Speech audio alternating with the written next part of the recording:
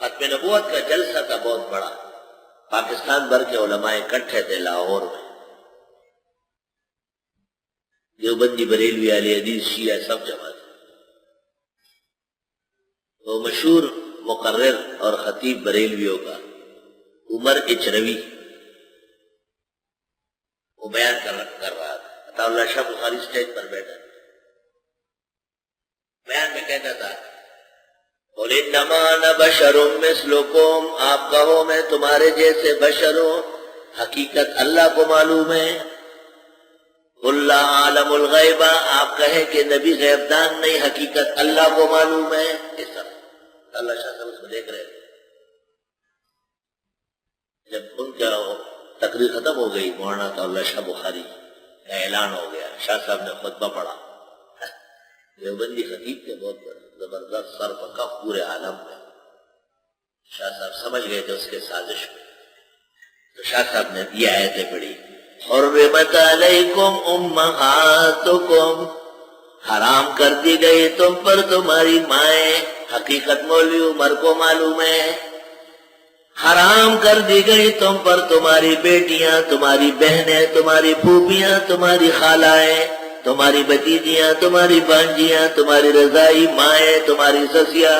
اگر کچھ گنجائش ہے مولوی عمر اچروی کو پتا ہے، حقیقت یہ جانے۔ لوگ سمجھ گئے یہ حقیقت کی بات جو اس نے لگائی تھی اپنی بریلیت بچانے کی، ہر لفظ کہتے تھے، شاہ تو کہتے حقیقت اس مولوی کو پتا ہے۔ لا الہ الا اللہ۔ والمحصنات من النساء الا ما ملكت ايمانكم، محصنہ یہ 3 معنوں میں آتا ہے، ایک شادی شدہ کے معنی میں، ایک حرہ کے معنی میں، آزاد اسیر جو کنیز نہ ہو، اور ایک محصنہ کا معنی آتا ہے عفیفہ، پاک دامن۔ یہاں پر خاوند والی شادی شدہ کے معنی میں، والمحصنات من النساء، اور منکوحۃ الغیر عورتیں، جب اس کا خاوند اور اس کا نکاح موجود ہے وہ آپ کے لیے کسی کے لیے حلال نہیں ہو سکتی۔ الا ما ملکت ایمانکم، مگر وہ جو کنیزیں بنی تمہاری۔ کنیز آقا کے لیے محللہ ہے، لیکن ایک وقت میں 2 آدمی استمتاع نہیں کریں گے۔ جب خاوند کی بیوی ہے تو آقا ما فوق الازار استمتاع کرے گا۔ میں نے پہلے کہا ہے کہ مسائل علم کے وہ ہم عوام کے لیے ڈھیلے نہیں کریں گے، عوام کو اپنے آپ کو اس کے سٹینڈ پہ لانا چاہیے۔ کنیز 2 طرح ہوتی تھی غلام، ایک تو نسلیں تھی، اسلام نے آگے چل کے ختم کیا، اور دوسرا یہ کہ کسی مسلمان ملک کا غیر مسلم سے جھگڑا ہو جائے اور جہاد کے بعد ان کے مرد اور عورتیں پکڑی جائے تو مرد کمانڈر ان چیف کی اجازت کے بعد غلام ہوں گے اور عورتیں کنیزیں ہوگی، لیکن استمتاع تب ہوگا جب وہ اہل کتاب ہو، مجوسیہ سے یا دہریہ سے یا ہندو اور سکھڑی سے، گجڑی سے، ڈگری سے، ان سے استمتاع نہیں کر سکتا ہے۔ مسئلہ فقہی معروف ہے۔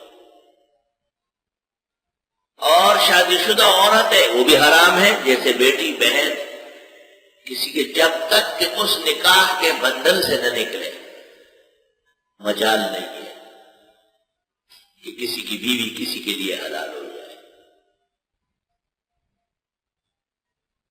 الا ما ملکت ایمانکم، مگر وہ جو کنیزیں بن جائے تمہاری۔ کتاب اللہ علیکم، یہ فیصلہ خدا ہے تمہارے بارے میں۔ وَأُحِلَّ لَكُمْ مَا وَرَاءَ ذَلِكُمْ، اور حلال کی گئی تمہارے لیے ان کے علاوہ جن کی حلت شریعت سے معلوم ہے۔ ان تبتغوا باموالکم، نکاح کی شرط پہلی مال مقرر کرو، مہر ہونا چاہیے۔ محسنین، بیوی بنانے والے ہو، غیر مسافحین، نہ پانی نکالنے والے، متقرر نکاح موقت کرد۔ شادی کے 2 شرط ہیں، ایک شرط یہ کہ مہر ہو، دوسرا شرط ہے کہ ارادہ تعبید کا ہو، ویسے کے نکاح کا ہو۔ اگر کوئی کہے کہ جب تک کراچی میں ہو ٹھیک ہے، بعد میں کو دیکھا جائے، چھوڑ کے بھاگ جاؤ، آج کل اس طرح غیرتی لوگ پیدا ہوئے ہیں، لڑکیوں کو لے جاتے ہیں پھر چھوڑ کے بھاگ جاتے ہیں۔ محسنین، بیوی بنانے والے ہوں، یعنی نکاح معبد ہو، موقت، حرام ناجائز ہے، نہ کہ پانی نکالنے والے ہوں۔ یہ دو قاعدے ذکر کیے، اس کی تفریح ہو گیا۔ فَمَسْتَمْتَعْتُمْ بِهِ، بس وہ جو فائدہ اٹھاتے ہو تم، منہن عورتوں سے، فَآتُوهُنَّ أُجُورَهُنَّ فَرِيضَةً، بس دے دو ان کو ان کے مہر پورے کے پورے، یعنی مقرر شدہ مہر۔ اجور اجر کے معنی، اجر کی جمع ہے لیکن مراد مہور ہے۔ وَلَا جُنَاحَ عَلَيْكُمْ، کوئی وبال نہیں ہے تم پر، فِيمَا تَرَاضَيْتُمْ بِهِ مِنْ بَعْدِ الْفَرِيضَةِ، وہ جس پر رضامند ہو گئے تم مقرر کرنے کے بعد۔ ایک خاتون کے ساتھ مہر مقرر ہوا 5 لاکھ، خاوند کی توفیق نہیں ہے، وہ کہتے ہیں میں نہیں دے سکتا۔ ٹھیک ہے، اس وقت مجلس سے ہم متاثر ہو گئے، ہم نے ہاں کر دیا، لیکن ہماری شریعت میں مہر واجب الادا ہے، میں نہیں دے سکتا۔